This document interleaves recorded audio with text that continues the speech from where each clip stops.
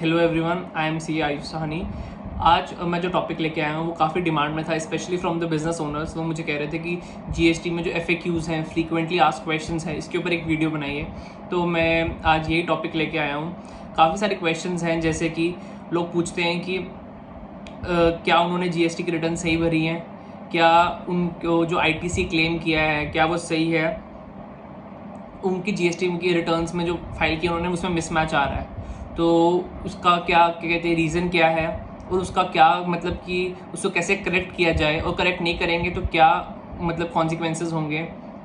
फिर लोग पूछते हैं कि क्या डिपार्टमेंट से क्या कहते हैं उनको नोटिस आ सकता है एज पर जो डिफरेंसेस उनके रिटर्न्स में हैं, फिगर्स में, और अगर आया है तो उसको कैसे डील करना है। GSTR 2 और 2A में डिफरेंसेस आ रहे हैं तो उसको कैसे डील किया जाए। सप्लायर ने, और कुछ लोग डेटा कहते हैं क्वेश्चन लेके आते हैं कि सप्लायर जो है उसने फिगर्स जो है अभी तक अपलोड नहीं किए हैं, तो उस एरर को कैसे मतलब क्या कहते हैं जो डिफरेंसेस उसके कारण आ रहे हैं उसको कैसे डील किया जाए। फिर लोग पूछते हैं कि रॉन्ग अवेलमेंट ऑफ ITC की है अगर उन्होंने, तो उसके क्या कॉन्सिक्वेंसेस हो सकते हैं और उसको कैसे रेक्टिफाई करें वो। तो आज सारे के इन सभी क्वेश्चन और इन सभी FAQs का मैं आंसर दूंगा। सबसे पहले मैं स्टार्ट करता हूँ कि जो 2 और 2A में और जो आपके रिटर्न्स में डिफरेंसेस आ रहे हैं, अगर आपके क्या कहते हैं रिटर्न्स में डिफरेंसेस आ रहे हैं तो आप या तो खुद लगिए या तो अपने CA या कंसल्टेंट को इस काम में लगाइए कि आपके इनवॉइस वाइज GSTR 2 और 2A को क्या कहते हैं रिकनसाइल कीजिए और देखिए उनमें डिफरेंसेस कौन कौन से आ रहे हैं। अगर आपके ट्रांजैक्शंस थाउजेंड्स में है या ज़्यादा है तो उसमें काफ़ी टाइम लग सकता है, तो अकॉर्डिंगली आपको उसको टाइम देना पड़ेगा। आजकल कुछ बड़े अच्छे सॉफ्टवेयर्स भी आ चुके हैं जिसका हम यूज़ करते हैं डिफरेंसेस निकालने के लिए, तो आप उन सॉफ्टवेयर्स को भी यूज़ कर सकते हैं। तो और जब आप क्या कहते हैं ये डिफरेंसेस आइडेंटिफाई कर लेते हैं कि जो आपके कहते हैं GSTR 2 और 2A में डिफरेंसेस क्यों आ रहे हैं और रिटर्न में क्यों डिफरेंसेस आ रहे हैं, तो आप ये देखिए कि इसके पीछे रीज़न क्या है, और डिपेंडिंग अपॉन दैट रीज़न या तो आप इसको नेक्स्ट मंथ की रिटर्न में अमेंडमेंट में ठीक कर दीजिए या फिर उसको एनुअल रिटर्न में ठीक कर दीजिए। आपको इंश्योर करना है जो आपके एनुअल फिगर्स है वो टैली करनी चाहिए, जो आपकी 9C1, ऐसा नहीं है कि हर एक में आपके कुछ डिफरेंट फिगर्स हैं।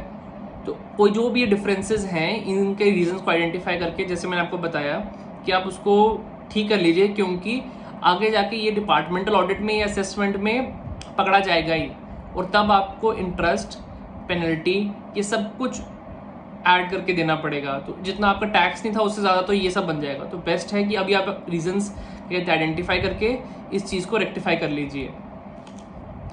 फिर लोग पूछते हैं कि मतलब कि उन्होंने जो ITC लिया है वो ठीक लिया है कि नहीं लिया क्या, और क्या कहते हैं मतलब उसके क्या मतलब कॉन्सिक्वेंसेस हो सकते हैं अगर गलत ITC लिया है। तो सबसे पहले तो मैं आपको बताऊं कि जो इनएलिजिबल ITC है वो क्लियरली स्पेसिफाइड है सेक्शन 17 सबसेक्शन 5 में। उसमें पूरी लिस्ट है कि कौन कौन से जो क्रेडिट हैं वो इनएलिजिबल है और नहीं ले सकते हैं। तो और मैं कुछ कॉमन केसेस आपको बताता हूँ कि जो बहुत सारे बिजनेसमैन लेते हैं लेकिन वो ITC मिल नहीं सकता है, जैसे कि फूड एंड बेवरेजेस जो है, कोई भी personal expenditure, outdoor catering, journal insurance, और क्या कहते हैं जो मोटर व्हीकल्स की होती है, लाइफ इंश्योरेंस प्रीमियम दिया है, कोई भी कॉम्पनसेशन स्कीम किसी ने ली हुई है तो कॉम्पोजिशन स्कीम, तो वो क्या कहते हैं ITC नहीं ले सकते हैं। ITC कोई भी अगर आपने वर्क्स कॉन्ट्रैक्ट किया है तो वो एक्सेप्ट अगर कॉन्ट्रैक्टर हैं तो उनको मिल जाता है, वरना कोई भी वर्क्स कॉन्ट्रैक्ट पे आपने क्या कहते हैं एक्सपेंडिचर किया तो उस पर कि आपको ITC नहीं मिलता है। अगर आपने गुड्स एज सैंपल दिए हैं या फिर आपके गुड्स डिस्ट्रॉय हो गए हैं तो उसका भी आपको ITC नहीं मिलता है। अगर आपने गलत क्रेडिट लिया है ना तो सबसे बेस्ट कोर्स ऑफ एक्शन है कि आप उसको टाइमली रेक्टिफाई कर लीजिए और उतना ITC आप रिवर्स कर दीजिए, क्योंकि सेम जैसे पहले वो डिफरेंसेस का था, ये भी जो ITC आपने गलत लिया है एक बार डिपार्टमेंटल ऑडिट होगा, असेसमेंट होगा, ये भी आइडेंटिफाई हो जाएगा।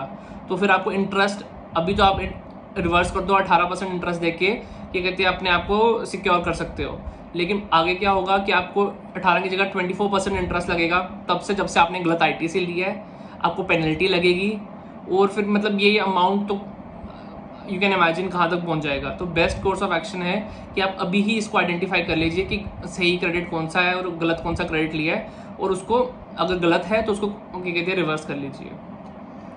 आई होप आपकी बेसिक क्वेरीज और FAQs को मैं क्या कहते हैं आंसर कर पाया हूँ। अब प्लीज़ चैनल को सब्सक्राइब कीजिए और वीडियो को लाइक कीजिए। Thank you.